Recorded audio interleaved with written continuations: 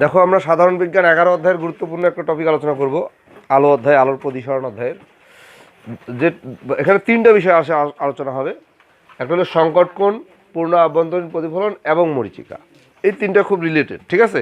তিনটা বিষয় একে অপরের সাথে খুব রিলেটেড, এই জন্য আমি তিনটা বিষয় একসঙ্গে আলোচনা করব। আগে বলি সংকট কোণ জিনিসটা কি।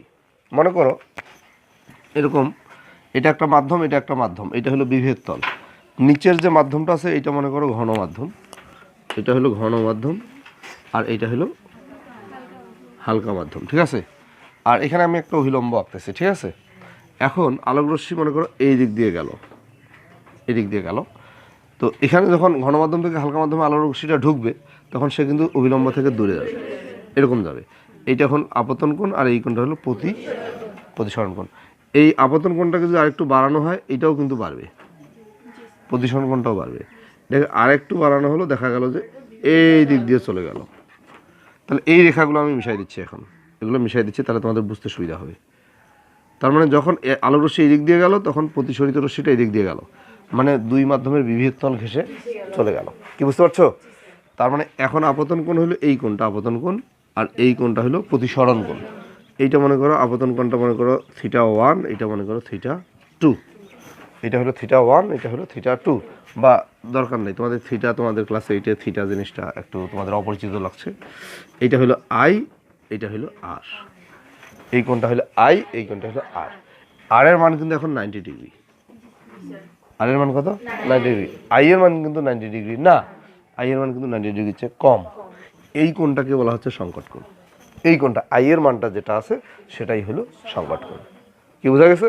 তাহলে তাহলে সংজ্ঞাটা হবে এরকম: আলোক রশ্মি ঘন থেকে হালকা মাধ্যমে যাওয়ার সময় আপতন কোণের যে মানের জন্য প্রতিসরণ কোণের মান 90 ডিগ্রি হয়, অর্থাৎ প্রতিসরিত রশ্মি দুই মাধ্যমের বিভেদ তল ঘেঁষে চলে যায়, তখন এই আপতন কোণটাকে বলা হচ্ছে সংকট কোণ। এই কোণটা কিন্তু না। কি বোঝা গেছে সংকট কোণ? কোনো সমস্যা আছে? তাহলে সংকট কোণ হইতে হলে কি হইতে হবে? ঘন মাধ্যম থেকে হালকা মাধ্যমে যাইতে হবে এবং প্রতিসরণ কোণটা হইতে হবে 90 ডিগ্রি। তখন যে আপতন কোণটা হবে সেটাই হলো সংকট কোণ। কি ক্লিয়ার? এখন আসি পূর্ণ আভ্যন্তরীণ প্রতিফলন। এখন আপতন কোণটাকে আরেকটু বাড়ানো হয়, এই দিক দিয়ে আপতন কোণটাকে আরেকটু বাড়াইলাম, ঠিক আছে? এই দিক দিয়ে মনে করো আপতন কোণটাকে একটু বাড়াইলাম, তাহলে কি হবে? আলোক রশ্মিটা ওই দিকে আর যাবে না, হালকা মাধ্যমে আর যাবে না, না গিয়ে কি হবে? ইয়েস, ঘন মাধ্যমে ফিরে আসবে। তার মানে প্রতিফলিত হয়ে আসলো, কোনো আলোক কিন্তু ওইদিকে পার হয়ে গেল না। এই ঘটনাটাকে বলা হচ্ছে পূর্ণ আভ্যন্তরীণ প্রতিফলন। কি বুঝছো? তাহলে পূর্ণ আভ্যন্তরীণ প্রতিফলনটা কখন হচ্ছে? যখন সংকট কোণের চেয়ে বড় কোণে আপতিত হচ্ছে। এখন আপতন কোণটা কি? সংকট কোণের চেয়ে বড়। তখন কি হচ্ছে? আলোক রশ্মি প্রতিফলিত হয়ে আবার ঘন মাধ্যমে ফিরে আসছে।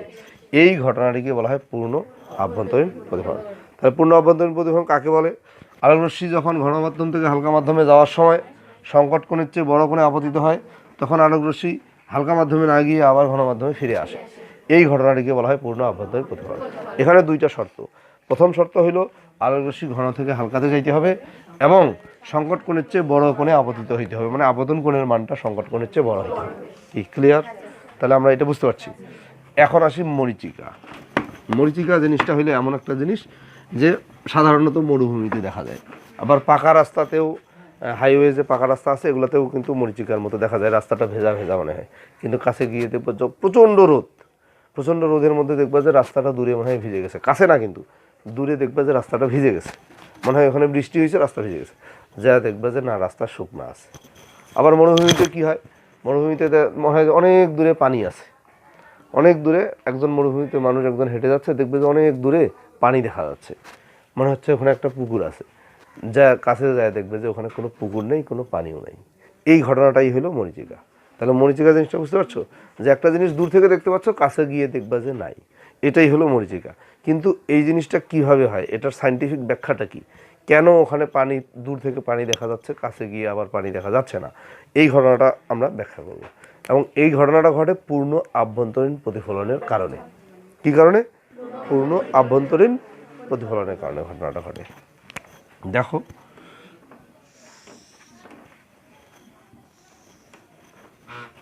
আচ্ছা, আমি এই জিনিসটা একটু বলি। এটা মরুভূমির, এটা হলো মরুভূমির বায়ু, এটা হলো বায়ু স্তর, বায়ু স্তর নাম বালুর স্তর। এটা হলো একটা মরুভূমি, মরুভূমিতে বালু থাকে বেশি।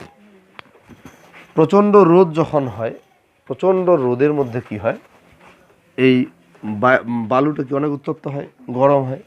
গরম হওয়ার কারণে কি হয়, এই বালু সংলগ্ন যে বায়ুগুলো আছে, বায়ু স্তর, এই বায়ুগুলো গরম হয় এবং হালকা হয়। কি বায়ু উত্তপ্ত হলে কি হয়, হালকা হয়। হালকা হলে কি হয়, বায়ু উপরে চলে যায়। বায়ুগুলো কি হয়, নিচের বায়ুগুলো উপরে চলে যায়। কি কারণে যাচ্ছে, গরম হওয়ার কারণে হালকা হচ্ছে, হালকা হয়ে উপরে চলে যাচ্ছে।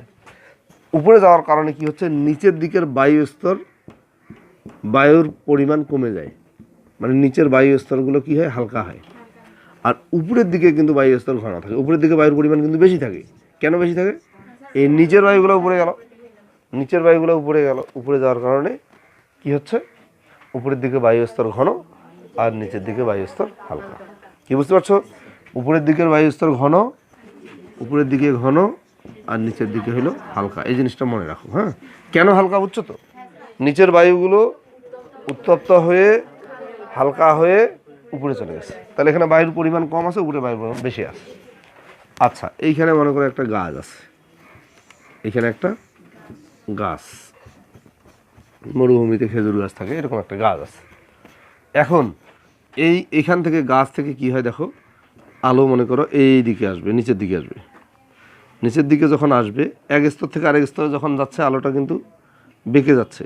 বেঁকে যেতে যেতে কোনো এক সময় হবে আলোটা ঘন স্তর থেকে হালকা স্তরে আসতেছে না, ঘন থেকে হালকাতে গেলে কি হয়, যখন সংকট কোণের চেয়ে বড় কোণে আপতিত হবে, তখন কি হবে, আবার ওই ঘন মাধ্যমে ফিরে যাবে।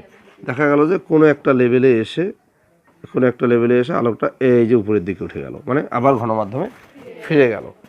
এখন এইখানে একজন মানুষ দাঁড়ায় আছে, এইটা হলো তার চোখ, জাস্ট চোখটা আমি দেখাচ্ছি, এটা হলো ওই মানুষটার চোখ। তা এই মানুষটার চোখে যে এই আলোটা যাচ্ছে, এই দিক দিয়ে যাচ্ছে, কিন্তু নিচ থেকে যাচ্ছে। কি বুঝতে পারছো, এই মানুষটার চোখে আলোটা যে গেল, নিচ থেকে গেল, সোজা কিন্তু আসলো না, নিচ থেকে গেল। এটা এই আলোটা অ্যাকচুয়ালি কোথা থেকে আসছে, গাছের মাথা থেকে। গাছের মাথা থেকে আলোটা এখানে আসছে, এখানে এসে এইটা প্রতিফলিত হয়ে উপরের দিকে উঠলো, উপরের দিকে উঠে দর্শকের চোখে গেল। ইনি কি করবে দেখো, এই আলোটা এখন এইটাকে আমি পিছনের দিকে বাড়াই দিই, পিছনের দিকে বর্ধিত করলাম, এই গাছটার এখানে একটা বিম্ব তৈরি হবে, প্রতিবিম্ব তৈরি হবে। মানে এই মানুষটা এই গাছটাকে এই জায়গায় দেখতে পাবে। বুঝতে পারছো, যেটা আমরা পুকুরের এক পারে দাঁড়িয়ে অপর পারে একটা গাছ দেখতে পাই। পুকুরের এই পারে তুমি দাঁড়ায় আছো, ওই পারে একটা গাছ আছে, ওই গাছটা পানির নিচে দেখা যাবে, মাথাটা নিচে, গাছের মাথাটা কি পানির নিচে থাকবে, পানি না থাকলে কি গাছটা নিচে দেখা যাবে, যাবে না। তাহলে এখানে যে ঘটনাটা ঘটছে, এখানে কিন্তু পানি নাই, কিন্তু পুকুরে যেমন গাছের মাথা নিচে দেখা যায়, পানির নিচে দেখা যায়, ঠিক তেমনি এখানেও কিন্তু গাছের মাথা নিচে দেখা যাচ্ছে। তো গাছের মাথা যখন নিচে দেখা যাচ্ছে, তখন ওই দর্শক মনে করবে গাছের মাথা তো নিচে দেখা যাচ্ছে, তার মানে ওখানে পানি আছে, যেটা আমরা পুকুরের ওখানে দেখতে দেখতে অভ্যস্ত। পুকুরের অপর পাড়ের গাছকে আমরা পুকুরের নিচে দেখতে পাই, পানির নিচে দেখতে পাই, এটা আমরা অভ্যস্ত। তো ওই দর্শক, ওই পথিক কি করবে, এই গাছটাকে নিচে দেখতে পাবে, তখন উনি মনে করবে ওখানে পানি আছে, এবং ওই জায়গায় পানির মতো দেখা যাবে, পানির মতো মনে হবে। কি বুঝতে পারছো, এবং কাছে গিয়ে দেখবে যে ওখানে আসলে পানি নাই এবং গাছ আর ওখানে নিচে দেখা যাচ্ছে না। এই ঘটনাটি হলো মরীচিকা। কি বুঝতে পারছো, মরীচিকা কি ক্লিয়ার? আরও কোনো সমস্যা আছে? তাহলে ঘটনাটা হচ্ছে কি, পূর্ণ আভ্যন্তরীণ প্রতিফলন হচ্ছে। পূর্ণ আভ্যন্তরীণ প্রতিফলন যখন হচ্ছে, এই দর্শকের চোখে আলোটা যাচ্ছে নিচ থেকে যাচ্ছে, তখন উনি সোজা নিচের দিকে দেখবে, এবং ওই গাছটার প্রতিবিম্বটা এখানে উনি দেখতে পাবে, উল্টা প্রতিবিম্ব দেখতে পাবে। গাছের মাথা তো উপরে, আর এখানে গাছের মাথাটা নিচে। পুকুরের পানিতেও কি গাছের মাথাটা নিচে দেখা যায়। কি বোঝা গেছে? এই ঘটনাটাই হলো মরীচিকা। এটা সাধারণত কোথায় দেখা যায়? মরুভূমিতে দেখা যায়। তাহলে মরীচিকার সাথে পূর্ণ আভ্যন্তরীণ প্রতিফলনের সত্যটা কি, সম্পর্কটা কি? পূর্ণ আভ্যন্তরীণ প্রতিফলনের কারণেই মরীচিকার সৃষ্টি হয়। কি বোঝা গেছে? এবং পাকা রাস্তাতে গরমে, প্রচণ্ড রোদে পাকা রাস্তায়, হাইওয়ে একদম মসৃণ রাস্তায় কিন্তু এই ধরনের ঘটনা ঘটে। ওখানেও রাস্তাটা উত্তপ্ত হয়, বায়ুটা হালকা হয়ে উপরে উঠে, তখন কিন্তু এই ঘটনাগুলো ঘটে, এবং ওখানে রাস্তাটা ভেজা মনে হয়। ঠিক আছে? এবং গাছপালা থাকলে গাছপালা নিচের দিকে, ওই পুকুরে যেমন দেখা যায় এরকম আবছা আবছা দেখা যাবে। ঠিক আছে? বুঝতে পারছো জিনিসটা? তাহলে মরীচিকা ক্লিয়ার?